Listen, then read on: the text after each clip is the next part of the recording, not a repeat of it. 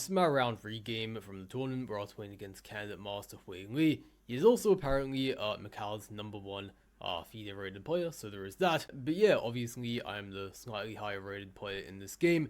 And because this was a double round day, I had just pretty much finished my previous game like an hour ago. And now I had to come back into the battlefield and play another game, so to speak. So, especially considering that I lost my last game, you know, mentally maybe I'm not quite in the best possible state, but okay, I just have to sort of forget about that and play chess. This is what I did. And yeah, he always plays a bit of a weird line versus Catalan. I played him once before, actually, in the New South Wales State Blitz Championships, and he played this weird line where he took on c4. This is normal, by the way.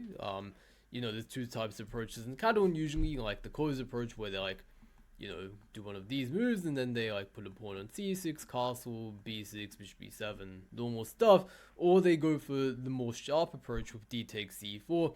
And there's sort of two variations of this. One is they go for bishop e7, this, and sorry, castles, and then d takes e4.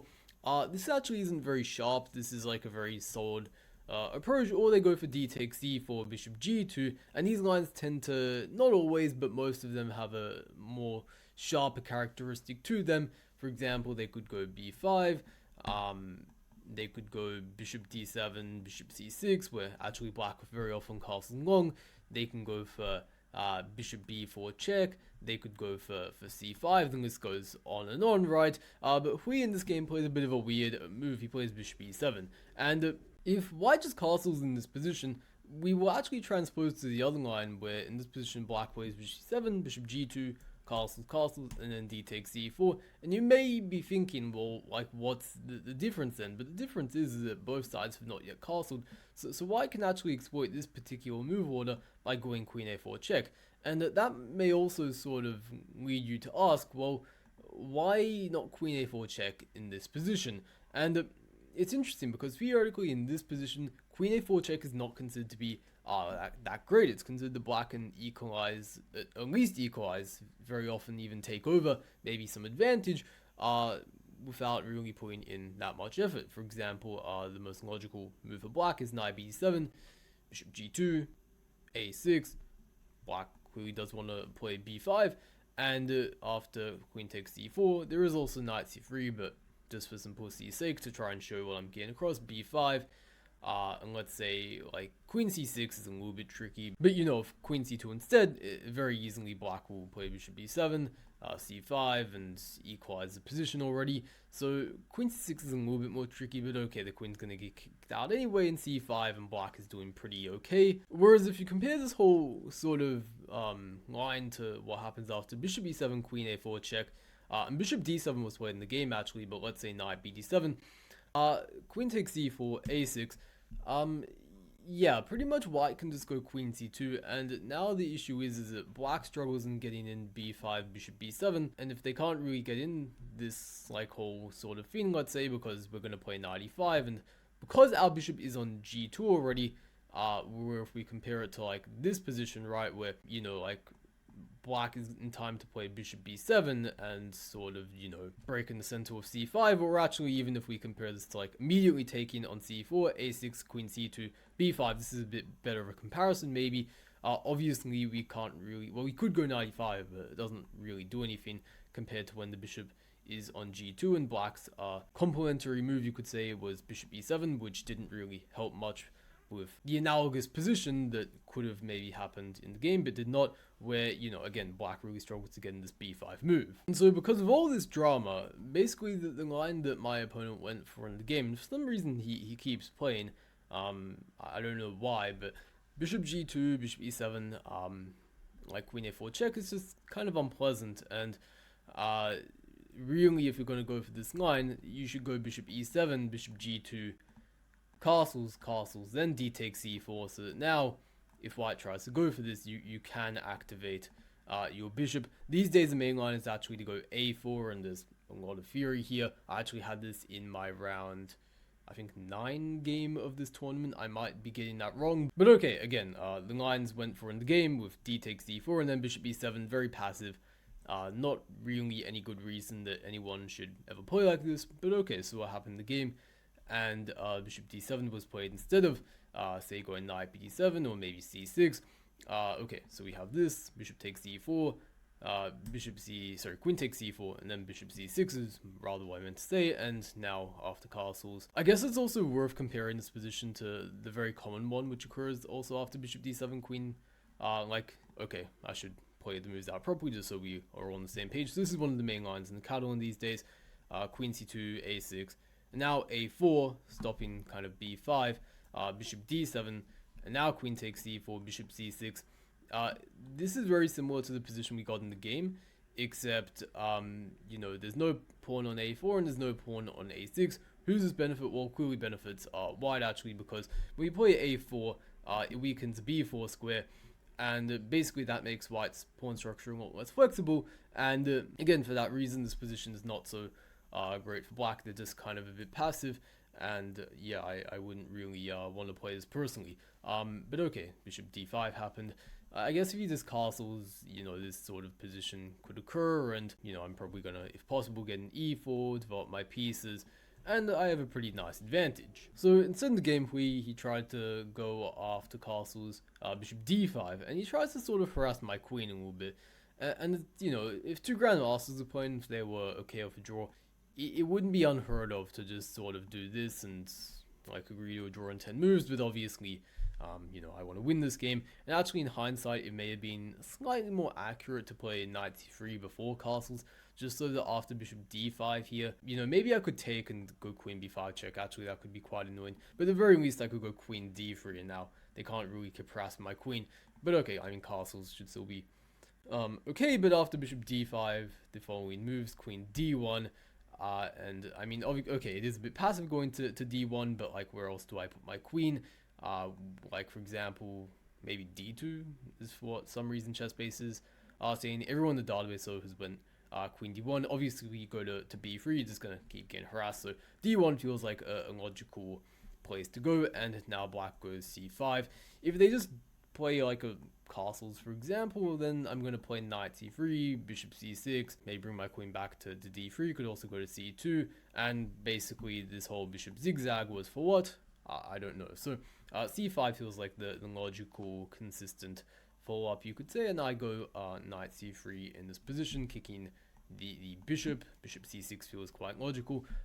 You can't really win a pawn, by the way, because then I just simply am going to win your rook, so not really something that black would like to go into. So bishop c6 was played in the game, and this was where I took my real first think, I would say, where this wasn't really anything like super theoretical. It's just sort of like a normal position, but one where probably white should be a bit better. I just don't really know how I'm a bit better, and like a very logical move for Catalan player to consider would be to play d takes c5, and basically to go for this sort of queenless middle game, where you basically argue after all these sort of exchanges that, you know, my pieces are just a little bit more active. Black, you're probably going to have to suffer a little bit in this endgame to be able to draw it. But during the game, I somehow just wasn't really feeling playing this type of position. I should also note in the database there have been 3 games all between like 2,300 players, and all of them have kind of ended in draws, so I think that does sort of speak something about the nature of this position. So despite the fact, you know, d takes c5, it's probably maybe the objectively best move, I tried to, in the game, play queen d3, keeping a bit more stuff on the board. C takes d4 happened, a very logical move, takes, and exchanging bishops, and now I think I was sort of expecting just castles and knight b7. But actually knight c6 was played, and I have to be honest, I didn't really have a good reply to this ready. I sort of just assumed, well, like, okay, the one thing that I should say first of all is I am damaging black's pawn structure when I play this, but the issue is clearly that they're also going to damage my pawn structure, and because we both have pawn weaknesses of our own, I'd say that they both balance each other out, and probably the position is around equal. I wasn't too keen to play this, honestly. And the other option is like, okay, I keep the tension somehow with like rook d1 or bishop e3, and try and just claim I have slightly more active pieces and a very small advantage, but the emphasis is on very small advantage, right? There's no clear weaknesses in the black positions. That definitely is going to make this quite the grind for me to win this. But then after some thinking, the move I ended up landing on and actually calculating for quite a while was this move queen b5, and basically the idea is just to pin the knight to the king, right? And well, okay, it looks like I'm sort of hanging my knight here, so if I go queen b5, the first thing you have to sort of consider is what happens if queen takes d4. But the problem is this queen takes b7, I'm attacking the rook and the knight, threatening both to capture them with check. There's no real way black can defend both at the same time, which made me realize that, you know, maybe they just have to castle, and after this I'm more or less just up a queen pawn. I don't see any compensation. So that meant after queen b5 that pretty much I shouldn't really be concerned about queen takes d4. And the whole issue is, for black really, is that if I just take here, and okay, let's say they defend it somehow, well, like, do they really want to play this sort of position where they just have a worse pawn structure? Ideally, they wouldn't want to, right? So pretty much after queen b5, I think I had like 70 about that minutes on the clock after I played this move, and my opponent went down, I think, from 72 minutes when he you know, played knight c6 to after queen b5. I think it went down to like 37 minutes or something, which pretty much led to me having an absolutely huge time advantage, and he pretty much didn't come up with anything during that. I think he just played queen d7, and we got this type of position I was talking about, where now I have a very nice strategic advantage, and my winning not even close, right? But it's definitely something nice to have. I just have a, you know, one weakness to play against, and my structure is pretty much perfect. I have these well, 1 and then 2 pawn islands, whereas black only has 1, 2, and then 3, which, you know, definitely gives white a nice strategic advantage. But by the way, the best thing that the black could have done in this position wasn't really easy, but they had to play a6, and the idea is, okay, they attack my queen, and if I go backwards, well, now I'm not attacking b7 anymore, so they clearly get queen takes d4, and they're just, you know, winning a piece. If I go knight takes c6, well, then they have the very precise queen d7, sorry, queen c7 rather, not even queen d7. Because, right, yeah, if queen d7, I remember analyzing this one, I get queen b6, and I sort of keep contact with the knight, and they sort of still have to make some sort of structural concession. The best they have is knight d5, but then after this, you know, white clearly has not a winning endgame again, but just something they can play against this isolated queen's pawn. So the best approach was actually in this position to go queen c7, which is not an easy move to see this combination of a6, and then this, I definitely didn't see this during the game. And now if I basically, well, I have kind of two moves with the queen to keep in contact with knight. Obviously, if I go all the way back here, they just take and they're completely fine. So I want to try and go for a move like this when they can play rook c8 and then capture on c6 without ruining their structure, or after queen a4 going b5, and now I can't really take this because this comes with a check, and then they're going to win my knight because that's a fork. And it also goes without saying that if I don't take this and move my queen somewhere, there's no way I'm going to be able to stop black from taking. Yeah, so for that reason, pretty much a6 is black's best move in the position. After this, they are equal, they have no structural problems or anything of that sort, and yeah, but luckily, maybe not so luckily, because that was not easy to see, this happened, and again, we got this sort of position, which I was very happy to get. I gained a tempo here on black's queen, queen c7, and this is where I had to, you know, obviously my opponent, he took a long think on a few moves ago, and then we've been playing these moves quickly. And while it might sort of be tempting to try and, you know, make use of somehow the fact my opponent is sort of much lower on time than I am, I'm like, okay, my advantage here is actually quite delicate. Yes, I am playing against this weakness, which might sort of feel like permanent, but if, for example, I play bishop f4 in this position, which I actually really want to play, because one thing is that I realize in a bunch of these positions is that black's queen can come and occupy the e5 square in the center and actually be very annoying in a lot of different positions. So bishop f4 actually is sort of a way to try and provoke e5, after which whenever black plays e5, their queen can no longer come to that square, and I thought I would be quite happy in a position like this, for example.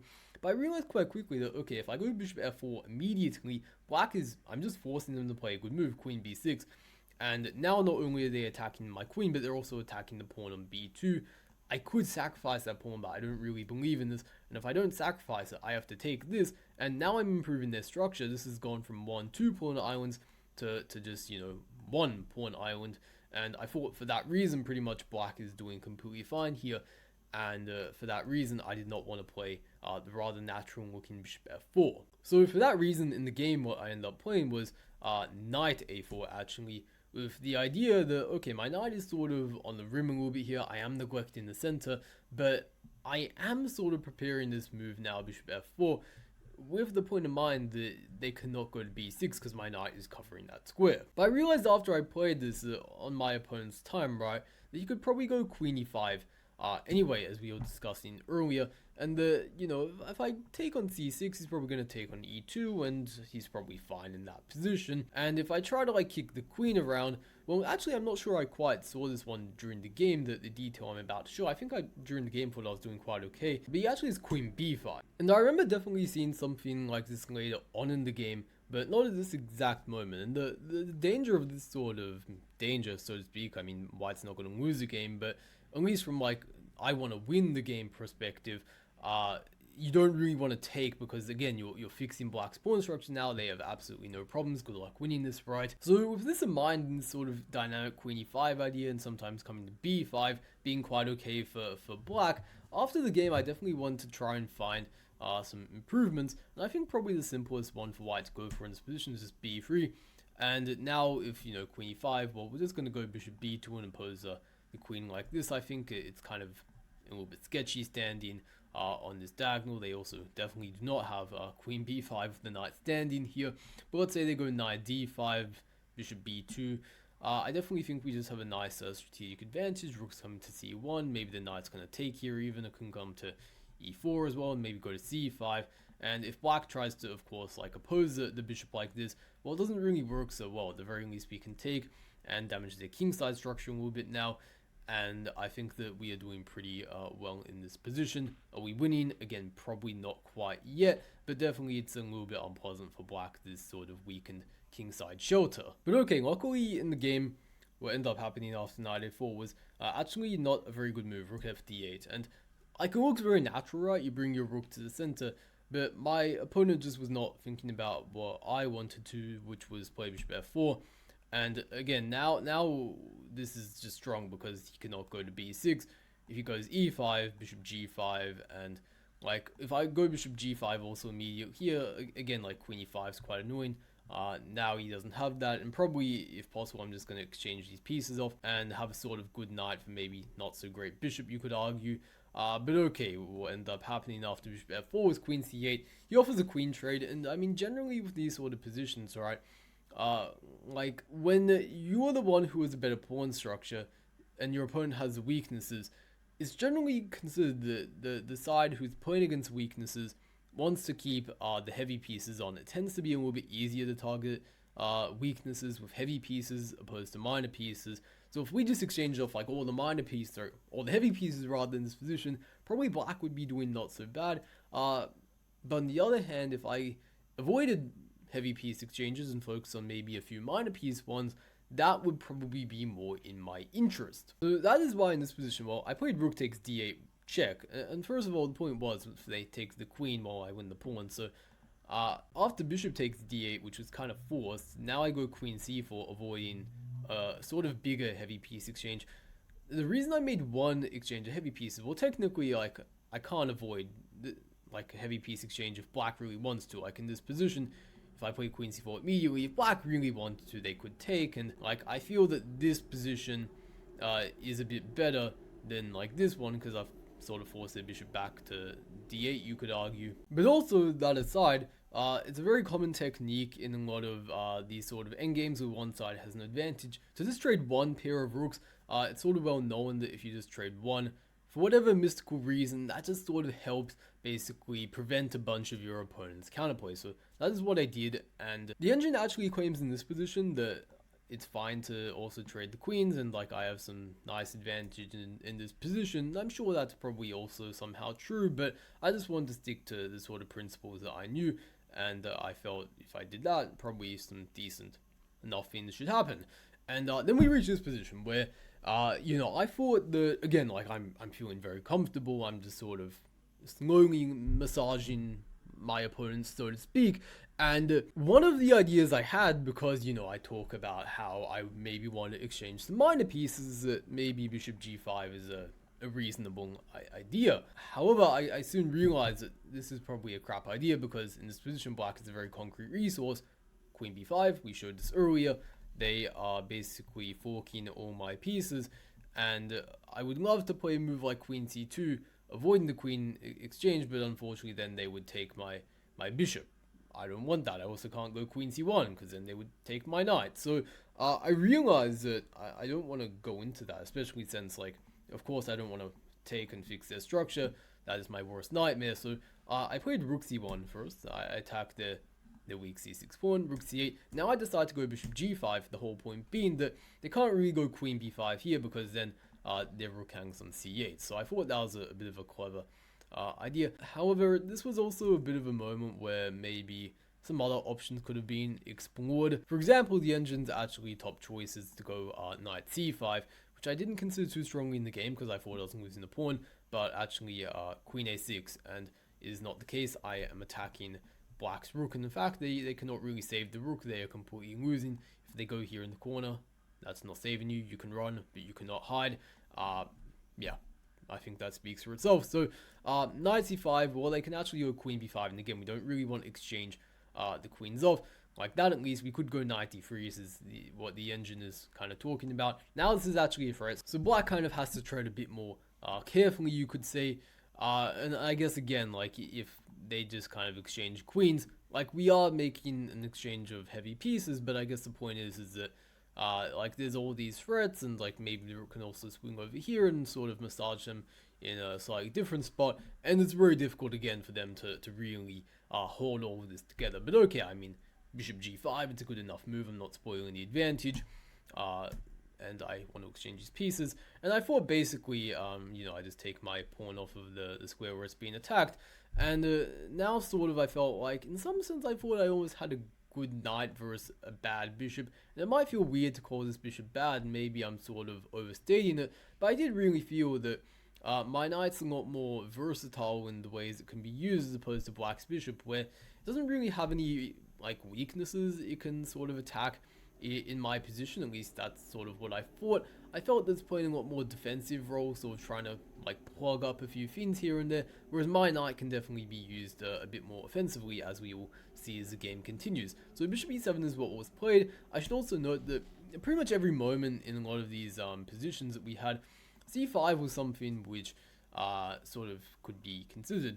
But I think that, you know, my opponent, well, he never ended up playing this move c5 in the game, and in some part I think it was definitely just because, well, he wasn't really sure how to evaluate the risk of this pawn becoming a weakness. If you're going to play c5, you want to be very sure, I think, that you're going to get some sort of dynamic counterplay, and for that reason, I think c5 is probably a bit premature here, but it definitely has to be considered at various junctures. But okay, bishop e7, and I'll be honest, I didn't have a clear, like, winning plan or any shit like that here, but I do understand that with these endgames, that from quite a bit of experience that I've acquired over the years, that you don't necessarily have to have like some grand winning plan, especially since your opponent also has a say in the outcome of the game. You're not just playing some NPC, right? That very often all you have to do is string together, at least to now, like a couple logical looking moves, that maybe not just logical looking, but moves that have some sort of inherent logic to them, with a sort of like outcome, you could say, attached to it. Like, I want to improve my pieces to attack X weakness in my opponent's camp. I want to improve this piece that isn't so well placed to this square, and if you do that very often, you can't go too wrong. But in this exact position, I decided to forego any of that for a little bit and just play this move h4, sort of gaining a bit of space on the king side, and sort of making black maybe a little bit worried about, am I going to try and do something over there? And he responded immediately with this move h5, which I was a little bit skeptical of, and I didn't think was so great. I thought that this was unnecessary. I'm not really threatening to go h5. I mean, I could, but I didn't think it was something to be overly worried about. But when black plays h5 themselves, then I feel like that's maybe something that I can sort of exploit a little bit. Also, it weakens g5, not just the h5 pawn itself. And this kind of reminds me of the principle of two weaknesses, we call it, where, you know, it's well known that when your opponent has one weakness, it's probably not enough just to have one weakness to win the game, because they can easily defend it. But what you need to do is sort of try and create a bunch of other weaknesses across the board, so that you sort of stretch your opponent thin, and then, like, eventually it's gonna, at least theoretically, get to the point where they can no longer defend all of their various weaknesses and the position just crumbles. So already when my opponent responded to h4 with h5, I felt that like, okay, this is sort of like heading in the right direction, and I played rook c3 next to sort of try and activate my rook across the third rank somewhere. But honestly, it might have just been more to the point to play something like knight c5, eliminating any of these c5 ideas from black, and I probably shouldn't have been too concerned about these sort of exchanges where you know, there's no minor pieces left on the board. And of course, I said earlier, right, like I shouldn't really be trying to avoid minor piece exchanges, but I thought just keeping one pair on the board would make it like a little bit more easy to win this position. And maybe there is some truth to that, but also c5 can be quite annoying in various positions, so it definitely doesn't hurt to stop that. Not to mention that after all these exchanges, it's incredibly difficult for black to really get any counterplay. Maybe it would be in their best interest to somehow try and sacrifice this pawn even, but okay, they probably want to make sure they're protecting h5 first of all. Forgot about that one. Maybe in this position, for example, try and like bail out somehow with rook d8 and go to this rook endgame where like they're a pawn down. But okay, I don't think this one is so great because rook a6, and we can give up the e2 one because these two passes on the queen side are gonna be pretty much invincible. But okay, after h5, I did decide to play this move rook c3, and yeah, g6, rook f3, I improved my rook, and black sort of never really got together like any real plan, I guess, in this sort of phase of the game. They were sort of just shuffling around, sort of hoping that I didn't do anything, but I just don't think that was ever destined to work. I think a very nice idea would have been c5, trying to really activate this now, especially when you consider my rook is now gone away from the queen side attacking this pawn. It feels like a pretty safe move to play, and as for example, if I try to reroute my knight like I did in the game to the king side, rook d8 and rook d4, and it's very actually difficult for white to ever get in knight e4. Black should be doing okay actually in that position. I've lost a bit of my advantage, but luckily for me, my opponent Hui Li was not super on top of looking for concrete resources. He was also in time trouble, which definitely makes it a little bit more difficult. But yeah, we had knight c3 here, bishop g7. Again, a little bit sort of too autopilot-ish, not really thinking about the concrete aspects of the position. I think quite a decent one would have been a rook d8, again trying to sort of bring the pieces to better squares, knight e4, now bishop e7. And the whole idea is you're just trying to stop white from easily playing knight g5 and sort of pressuring the soft spots in your camp. Especially since I cannot really go rook c3 here because c5, and I cannot take that, and now rook d4 is really fucking dangerous. There's also f5 maybe, so that wouldn't have been so fun for me, but luckily bishop g7, he just sort of obeys my orders, knight e4, rook d8, knight g5, rook d7, and now we reach a sort of position where it looks like I should have something very good going for me, but it's still like not that simple, right? And there was like a primal part of me that just wants to play like a knight takes f7 and just sort of slam my opponent in the face, but I realized that it probably wasn't that simple to go for this, or at the very least that, you know, I felt like this wasn't the sort of moment where it's like, this is like my only moment in the game where I can like sacrifice on f7 or e6. I felt like this is always going to be something that's there, and it's sort of like the threat is greater than the execution sort of scenario, but maybe this does have some merit to it.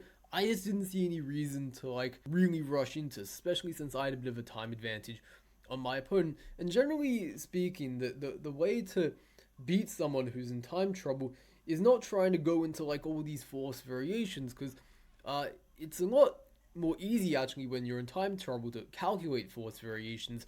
It's a lot more difficult to anticipate what it is your opponent could do of all these sort of scary looking options. So ultimately what I decided to do in this position was to play king h2. A very quiet move. It does almost nothing, but what it does do is it sort of steps off of this diagonal and essentially gives my rook the freedom to move wherever it wants in the case black ever does go for this sort of c5 idea. But okay, we had queen b5 here, an idea that we've seen a couple times throughout this video, but Hui's never quite went for it until this very moment.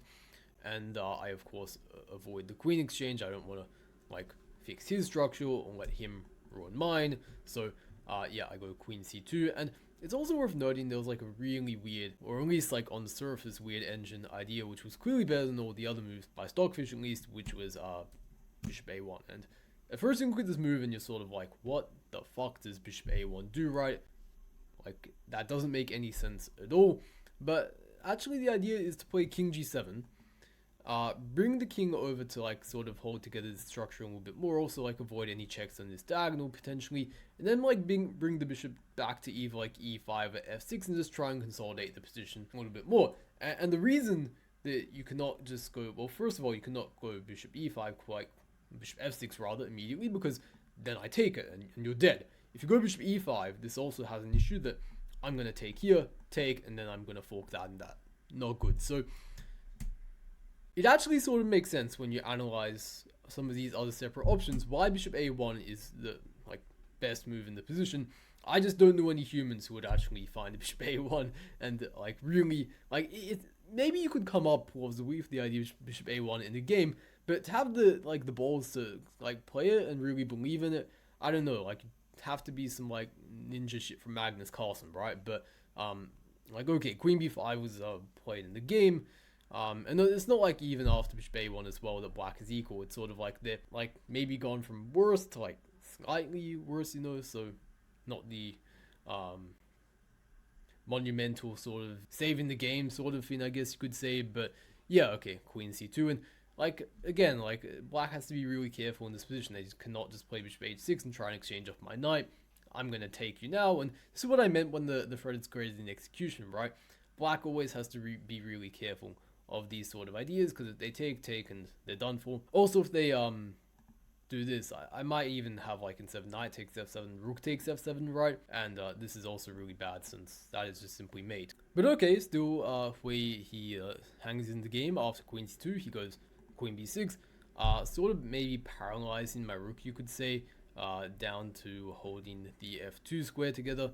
I decided to go king g1 to sort of try and shore that up a little bit. It turns out the engine just wants to actually cash in at this point and like take, and then like either win one of these 2 points back, and this is actually like quite a substantial advantage. And looking at this a bit like more now, I understand why, right? Like, this is very difficult to stop, and even if it is only like +1 according to the engine or whatever, it's going to be very difficult to play all the correct moves in an actual game, especially when you go on time, let's say. But okay, my move king g1 was also reasonable, and queen comes back to b5. At this point, he was just sort of shuffling back and forth. I could tell he was trying to repeat moves or something like that. But I go rook f4 now, and this actually poses some real concrete problems to my opponent. He just can't shuffle back and forth now, because from f3 he couldn't really come to c3 and pressure the pawn like that, because the bishop's just gonna like chop its head off. But from f4 it can go to c4 and attack the c6 pawn, and this is a serious worry. And of course, like, maybe at first he was thinking like, oh, you can't go like there because I'm just gonna exchange your knight off, and you can't really take because I'm gonna take your rook, right? But again, we have this sort of apologies, we have this sort of rook takes f7 tactic, and it just all falls apart for black. So queen d5 is what was played in the game, but after rook c4, again I'm pressuring this pawn, and there's some real questions being asked. It turns out actually that the best move was to go queen d1 check, and I mean, this isn't really mind-blowing. I mean, I don't really want to take this because then this is like a kind of annoying fork. And if I instead go king g2, which is what I was probably going to do, black probably just takes and goes rook c7, and they like sort of hold the position together. They exchange the queens, and now I sort of have to figure out how to like do it all over again, you could say, maybe. But yeah, still not easy at all for black to really hold this. And it's going to be a bit of a grind. But luckily in the game, my opponent was not really up to the defensive task. He played rook d6, which sort of invites knight e4. He went for the check, and now we basically just get a worse version of the other position, because well, the rook is being kicked off of this defensive square. If you go to like well, d4, I'm just going to play king f3, and technically you can play f5 and then go back to d6 and hold this all together, but it just was very, very suspicious to me, and I'm pretty confident that in actual game I'd win this. Maybe, for example, like I can go rook c4, rook a4 to begin with. Why does it keep going b4? You could go to b4, actually. That is also quite a dangerous square. But like, whenever, like, you know, black has to play moves such as f5, like, I'm very, very skeptical. Yeah, so what ended up happening in the game, though, was not any better, though. It was like rook d1 takes, I pawn up, and then f5, which Like, if you're gonna play f5, at least do it where you like keep the pawn, right? Now it's really awful, and it basically only accelerates the death of black. You are not gonna save both of these pawns. Bishop d4 happens, and I could just take on e6, but I decide to be clever. Rook d6, and look at this, right? They're not saving the piece. They tried to play rook d2. Of course, my friend is like e3 immediately. Now after rook e2, it's rook d2 rather. It's a little bit tricky because they have this little trick. But fortunately, you know, I'm smart enough to not fall for that. I go knight 3 this, and yeah, he could resign here. He played a couple more moves, and yeah, after this he just resigns. He cannot prevent all these pawns from falling down. So yeah, resignation makes a lot of sense. And yeah, I mean, overall, I felt pretty happy with the game. During the game, I felt like I was Capablanca or some shit. I thought I was like grinding this guy down, absolutely perfect chess. But after analyzing afterwards, my conclusion was I'm probably not quite yet Capablanca. I probably have to put in a few more years of work to get there. But overall, definitely felt like a decent grind, and I was happy, especially early on, right, with coming up with this sort of, even though it wasn't like perfect, this queen b5 idea. Yes, white could sort of neutralize it if they did this very accurate a6 queen c7 thing, but like, okay, that takes some effort to find. He spent like more than half an hour, he still didn't find it. And I ended up getting this very nice edge, which is still not really easy to convert, and I managed to somehow convert it. So yeah, overall, quite happy with this game. But I guess to round out the video, again, just taking a look at how all the boards panned out for round 3. Again, I'd say nothing like too big in terms of some surprises. There was Benjamin Leong, one of the bottom seeds of the tournament, being Carl Lever. Shout out to Carl. Also, he commented on the first round video. But yeah, Benjamin, I mean, like, he's a decent though. He's like, I think 2000 FIDE peak, even though at the time of this tournament his rating was like a bit below 1900. And there was also actually on board one a bit of drama actually. Rishi Sardana, I mean the top seed, obviously he won against Chris Wallace, but after this game, you know, Chris Wallace dropped out of the tournament actually, so some people were speculating like, oh, was it because of like, you know, like the sort of things that you would think would maybe make someone drop out of the tournament. But yeah, why exactly he dropped out, not entirely clear. Maybe some personal issues, I don't know. But okay, yeah, this channel is obviously not about drama and all that sort of other gossip, so I'm gonna stop it there and cut the video off at this point. If you guys enjoyed it, of course, like, subscribe, comment, whatever. And yeah, hope you guys all have a good day. I will see you in the next video.